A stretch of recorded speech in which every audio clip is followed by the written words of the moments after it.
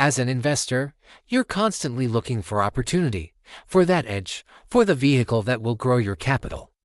But what if the vehicle itself is empty? What if the company you're evaluating, with its impressive name and ambitious plans, is little more than a filing cabinet in a distant office, a legal entity with no employees, no products, and no real business? This is the reality of the shell company, and in the world of investments, it is one of the most common and dangerous cloaks for fraud. Not every shell company is illegal.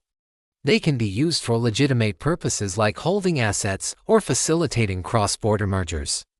But when a shell is presented as an operating business seeking your investment, it is almost always a trap.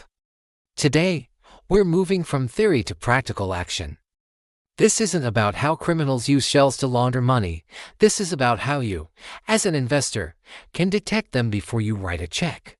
I'm going to give you a forensic investigator's checklist, a step-by-step due diligence process you can run on any company anywhere in the world to determine if it has real substance, or is just a hollow shell waiting to swallow your money.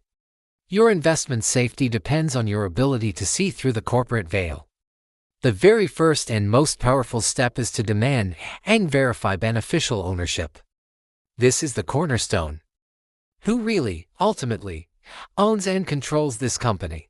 Any legitimate entity should be able to provide this information transparently.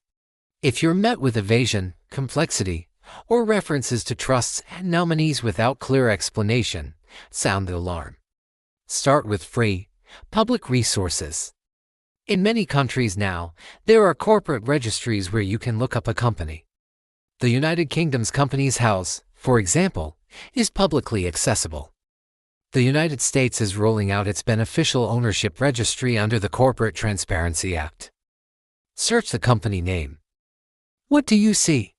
Are the directors and shareholders other corporate entities located in well-known secrecy jurisdictions like the British Virgin Islands, Panama, or the Seychelles? This is red flag number 1, a chain of ownership that leads to a dead end in a tax haven. If individuals are listed, do they appear to be nominee directors? These are people who rent their name out to thousands of companies. Red flags for nominees include an individual being listed as a director for hundreds of unrelated companies, or having an address that is a mass filing service. The pro tip here is to cross-reference names. A simple search of a director's name plus shell company or nominee can reveal startling patterns. Your goal is to trace the ownership to a real, identifiable, and reputable human being or parent company. Next, you must conduct a physical and operational substance check. A real company does real things. It has a place of business. It has employees. It has operational history. Here is your checklist. First, the registered address. Is it a prestigious business district, or is it a virtual office, APO, box, or the address of a law firm that registers thousands of companies? Use Google Street View. If the registered address of Quantum Dynamics AI Limited is a mailbox in a strip mall, you have a major problem. Second, evidence of operations. Does the company have a functional, professional website with real content, team bios, and client case studies?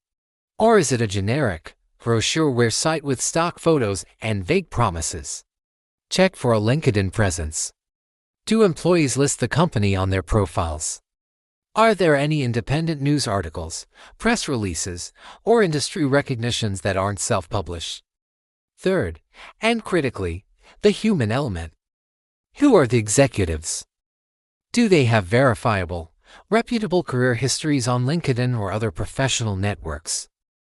Be wary of bios filled with grand but unverifiable claims from obscure institutions. If the CEO of a biotech startup has no prior traceable experience in science or business, that's a profound red flag. A shell company is a ghost. Your job is to look for proof of a living, breathing organization. Now we move to the financial heart of the matter, analyzing financial statements and filings for a lack of substance. This is where shells are often revealed in stark detail. If you can get access to financial statements and for any serious investment, you must insist on them. Look for the following. Minimal assets and activity. The balance sheet shows little beyond cash and maybe some intangible assets. There are no significant property, plant equipment, inventory, or accounts receivable from real customers. The income statement shows little to no revenue, or revenue that is from mysterious consulting or management fees from related parties.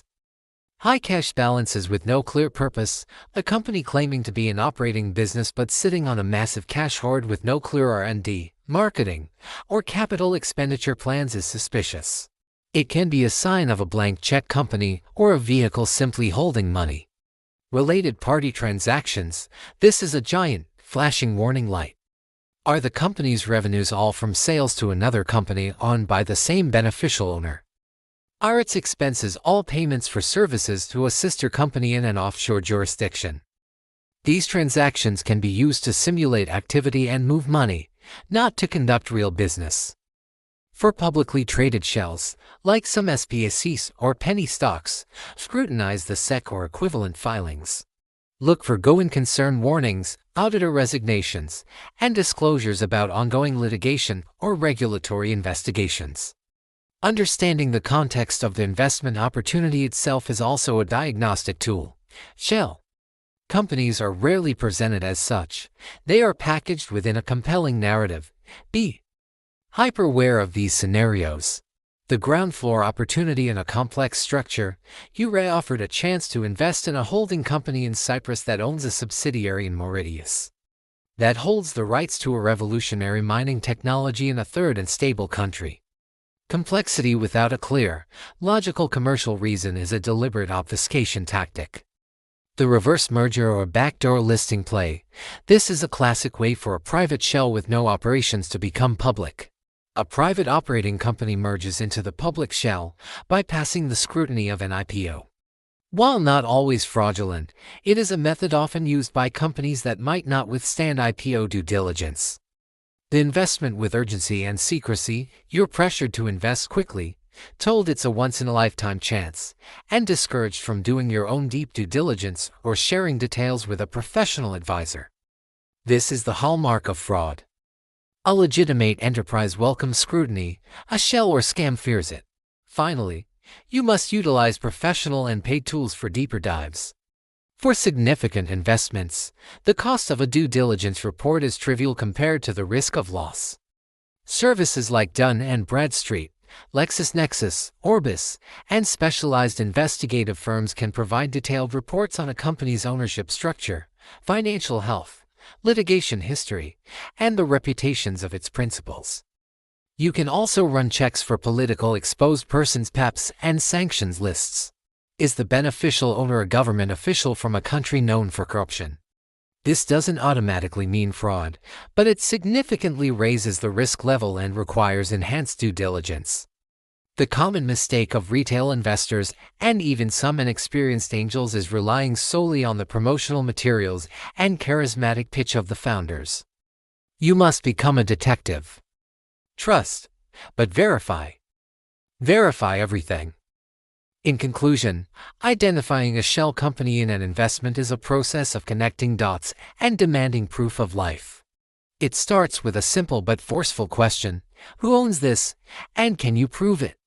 It continues with a skeptical eye toward physical and operational substance, a forensic review of financials for real economic activity, and a critical assessment of the investment story itself.